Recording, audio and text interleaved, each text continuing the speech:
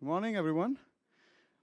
My name is Francesco Pierangeli. I'm the co-director of the Master in FinTech at the University of Birmingham, where I'm also leading a module on blockchain and financial applications.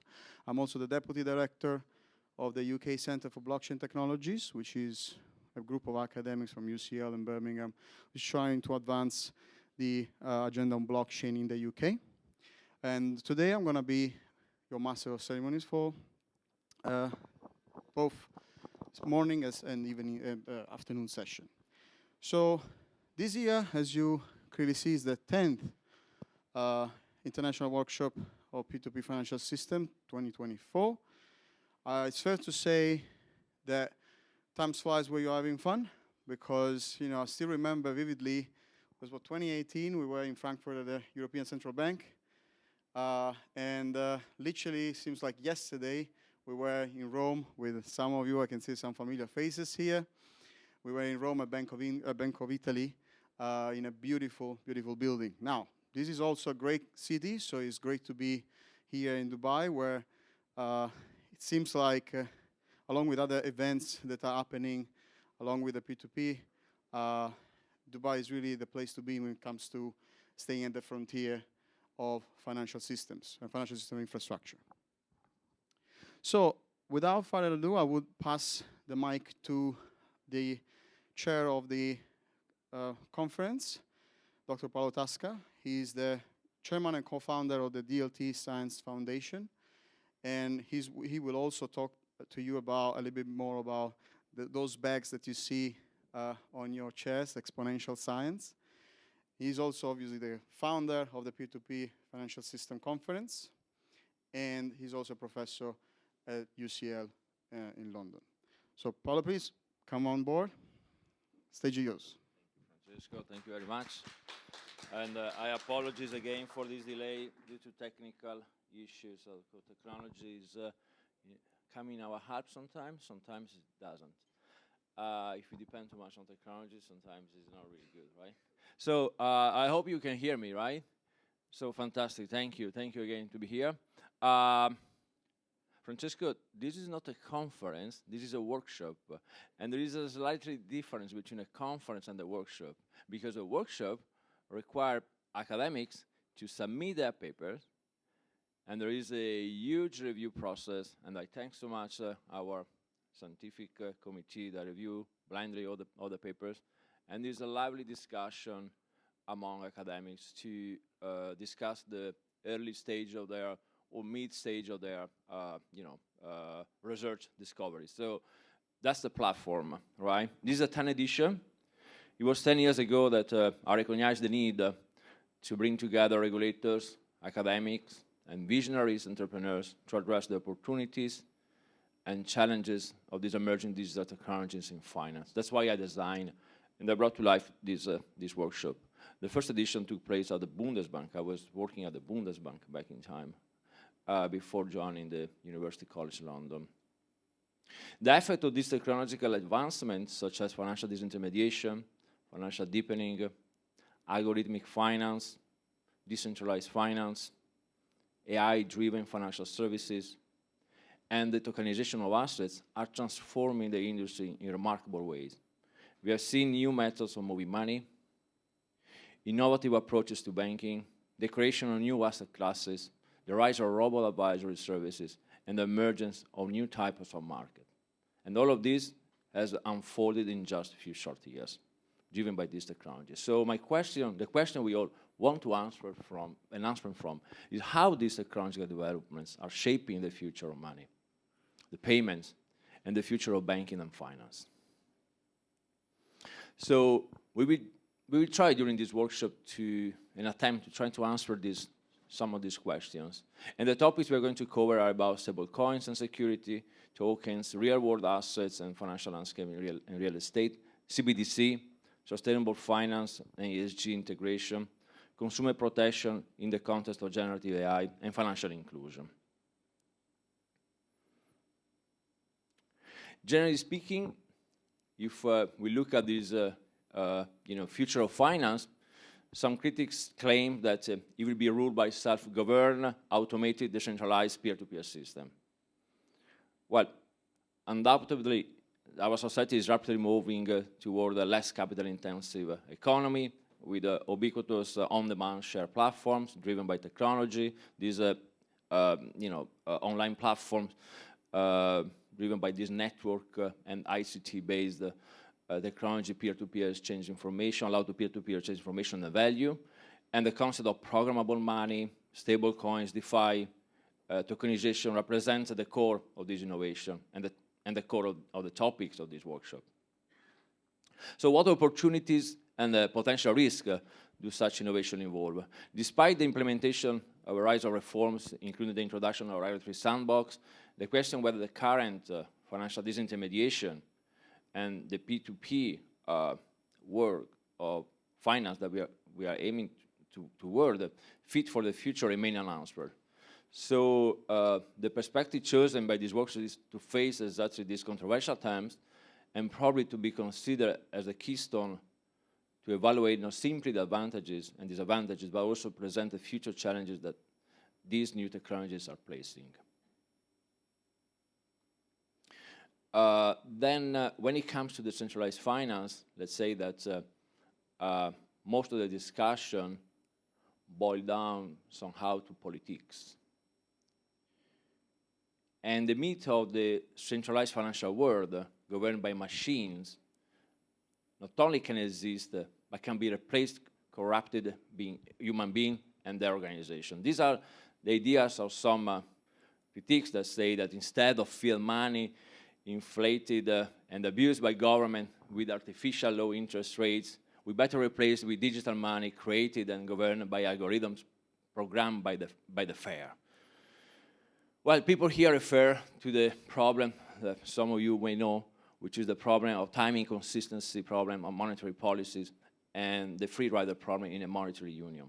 Well, this leads to the critiques of traditional central bank money and monetary policy that welcome new technologies like programmable money for releasing the so-called Hayek prophecy that in 1976 wrote the book of the denationalization of money, in which he supported the private businesses to use their own form of money, deciding how to do so on their own. And the same was echoed by another Nobel Prize, Milton Friedman, who together with Schwartz in 1986 wrote a paper in a prestigious academic journal, the Journal of Monetary Economics, saying that there is no, in fact, good reason and the economic arguments to support government monopolies of hand-to-hand currency. Again, Friedman, in an interview in 2005, just 4 years before the release of the Bitcoin, he claimed, "I've always been in favor of abolishing the Federal Reserve and substituting the machine program that will keep the quantity of money going up at the steady rate." Well, many believe that such crypto systems, utilizing modern algorithms and programming languages, will be far more efficient than the current setup, which relies on legacy practices and over half a century of incremental changes to outdated IT systems. Well, why crypto has become popular and made many wealthy, it has yet to achieve the success of the promise of this political foundation made. After all, the financial system is still here, almost entirely based on old-school fiat financial institutions. And that is a problem if we think that most of the crypto ecosystem we see at the moment are very centralized, and few control them. So 30% of the Bitcoin core code, for example, is written by a single coder. About 50% of the comments and the Bitcoin improvement proposal come from about 0.3% of the commenters. The 100 richest Bitcoin addresses are kept by about 20% of the Bitcoin population, so to say. So here there is a trade-off, right, between controllability, the authority of the established institutions, and privacy. And we can ask many questions around these topics. Shall the centralized financial self-regulated itself with smart contract running micro-prudential regulation, or shall we be managed by central authorities with norms set by the state? Shall we bargain away our privacy to centralized but accountable trust providers? Or shall we keep direct control of our trust via the so-called trust machine? I don't know if many of you remember the cover of The Economist in 2015. There was a trust machine. It was referring to the Bitcoin blockchain called trust machine. So the question, we can continue with many other questions around this.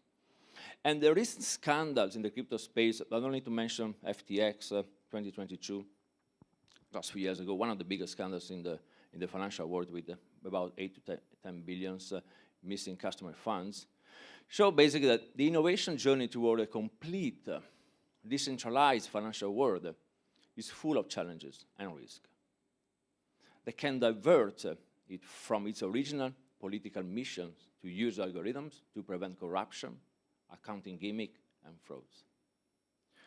So these are the topics, and many others, that we are going to cover during these next 2 days, where academics, industry, and regulator will meet together in an open discussion to address some of these pressing challenges and promising direction in decentralized finance. So since 2015, this annual event has been a huge success with prestigious partners like the Federal Reserve Bank of Cleveland, the Netherlands Bank, the Bank of Canada, the Bank of England, the Bank of Italy, the European Central Bank. Over the past 10 years, we have had the privilege of hosting prominent speakers of the caliber of Gary Gensler, Chairman of SEC, John Schindler, General Secretary of the Financial Stability Board, Thomas Moser, board member of the Swiss National Bank, Victoria Cleland, Director of Payment Bank of England, Lee Brain, CTO of Barclays. I can mention many others, Laura Rinaldi, Head of Financial Sector of the European Commission, Leonardo Gambacorta, Head of Innovation and Digital Economy for the Bank of International Settlement, and so on. So I'm an honor, very honored that for this 10th edition, we have been collaborating with VARA here in Dubai to celebrate this decade of innovation, brightest mind, and convening of these brightest minds in the industry. So let me thank VARA, especially the CEO here, Matthew White, the senior advisor, Vinny Shah, that helped this, and I would say also the overall executive board of VARA for having promoted this collaboration with us in organizing this 10th edition in this progressive country when it comes to digital transformation and adoption of deep tech. So I mentioned before that there's been a preparatory work that lasts for months. So let me thank all the academics that submitted their papers, and let me thank the scientific committee for their excellent work in selecting the papers that will be showcased during these 2 days. So Daniel Haller, former executive director of IMF, Ben Craig from Fed Cleveland, Carol Alexander from University of Sussex, David Yermark from Stern, New York University, John Agustin from IIT Madras, Katie Yuan from LSE, Kevin Verbach for Wharton, Wilco Bott from the Netherlands Bank, and Thomas Waster from UCL. So, and of course, I would like to thank my team at DSF and my team at University College London. So I would like now to let the stage for the opening remarks to Matthew White, that I would like to invite here on stage. And I hope you enjoy these 2 days together with us. Thank you.